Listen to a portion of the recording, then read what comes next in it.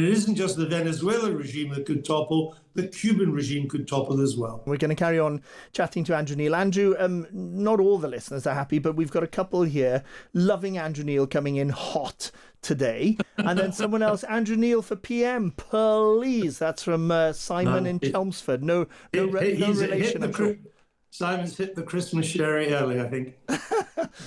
Right, we're going to cross the Atlantic now. I know you know that world equally well, not least because of that splendid flat of yours in, was it the Trump International Tower?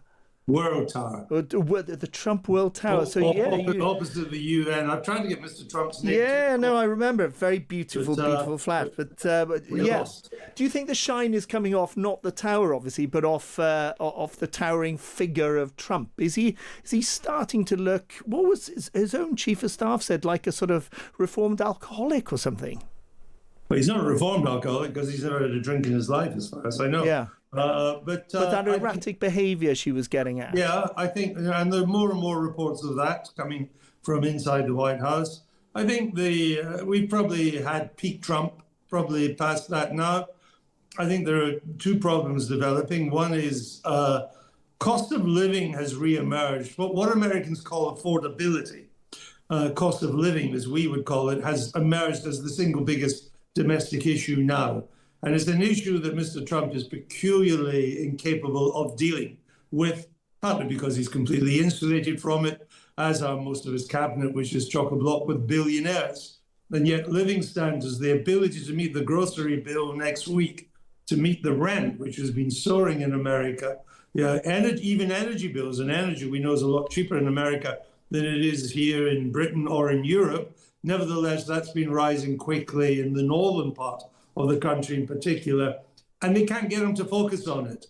And whereas, as one White House aide said to me, you can spin all sorts of nonsense about bringing peace to the world, and including in two conflicts where each of the countries weren't actually at war with each other in the first place. And most of us couldn't find Somalia on a map. He cannot tell us prices are coming down when we know that prices are rising every week when we go to the grocery checkout counter. And I think that has become a big problem for him. And certainly all the polls now show that the country believes his approval rating for handling this issue is below 40%. It's very poor. And at the same time, you've got what always happens on the right wing, on the left wing, which is it starts to argue among itself, not happening on the right wing. In the MAGA movement, particularly since the appalling assassination of Charlie Kirk, has started to fight among itself. And you saw that this week at the Turning Point conference, a group of younger, very right-wing MAGA people. They are now taking lumps out of each other rather than the Democrats. And I think if you add these two, and Mr. Trump, by the way, shows no desire to be the conciliator, to try and knock heads together. So you take these two things together, and the Trump presidency enters the second year of his second term in more trouble than it was a year ago.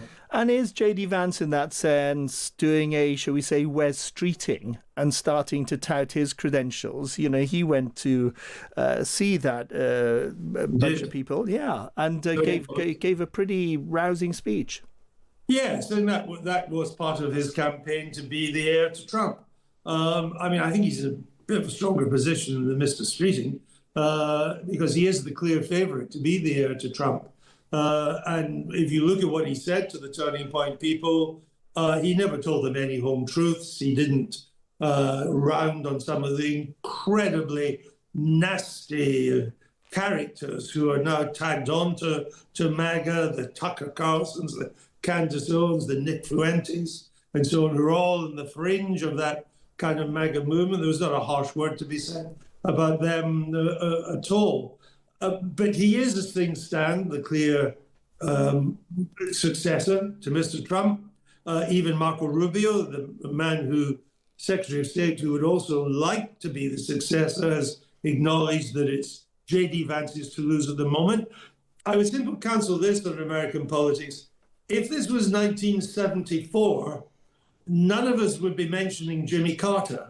But in 1976, Jimmy Carter became president. If this was 1990, none of us would have Bill Clinton on our lips. But by 1992, Bill Clinton became president. Things change fast in American politics. J.D. Vance is the front runner at the moment. The next election, presidential election, isn't to 2028. Andrew, how much do you think Trump is actually thinking about that behind the scenes? Thinking about who comes next, what comes next, his own position? I don't think he's thinking that much, because Trump is so narcissistic that he doesn't think there's really anything to come after him. There's no one that can succeed him. There's no one worthy of taking his mantle. He's a one-off. He is the greatest president since dinosaurs rode the earth. Nobody could ever hope to replace him in any way. So I don't think he gives much of a thought about that. He doesn't even think too much about his legacy, because he lives for the now. He lives for the moment rather than anywhere else. And I think there is one thing that is vastly undercovered in the British media, and that is the situation in the Caribbean. And that could change everything. There is now almost a full blockade on Venezuela. That will have to lead somewhere, which may not be very pleasant. And again, uncovered in the British media, or undercovered, I should say, with this blockade, Cuba has been brought to its knees. The Cuban economy is in meltdown. The Cuban regime is in real trouble. There could be various international events about to take place which will change the dynamic of American politics in ways that we don't know, and that will affect who the leader is that will succeed Mr. Trump. And at the moment, it's by no means a shoo-in that the Republicans would win in 2028. I mean, there is always the possibility, I know it may sound far-fetched, that the Democrats may actually get their act together and come up with a credible candidate. Can you explain that a little bit more in terms of when we started this programme in Venezuela and what's been happening over the last sort of 24, 48 hours in the States? What do you think Trump's ultimate motivations are there? Oh, his ultimate motivation is to remove the Maduro regime, but not by putting boots on the ground or attacking Venezuela itself. And by the way, the MAGA movement wouldn't wear that. They're all isolationists. They don't want to see American troops deployed in foreign countries, even ones in their own backyard. So the strategy is to put the screws on the Maduro regime, which is already very shaky, which lost last year's election. The Venezuelan economy is in meltdown, much worse even than Cuba. The Venezuelan economy is now only 25% of what it was when Maduro came to power. I mean, it's just disappeared before our very eyes. 8 million Venezuelans have had to flee the country, many of them just in search of food, because there's famine, in malnutrition in big parts of the land. So the idea is to put the screws in a way that will bring down the Maduro regime and result in the people who were elected last year taking power. Now, that's easier said than done, and a lot can go wrong, and we know about the American record in regime change. But one of the other fallouts of that, and by the way, I should stress that the Americans, Mr. Trump has assembled the biggest armada in the Caribbean since the Cuban Missile Crisis of 1962. It's huge. It's bigger than the whole of the British Navy put together. And that's just a part of 25% of the US Navy is now deployed off the coast of Venezuela. And Cuba, which has been hugely dependent on cheap oil from Venezuela, if that oil doesn't get through, and with these tankers he's stopping, it looks like it's not going to go through, then it isn't just the Venezuela regime that could topple, the Cuban regime could topple as well.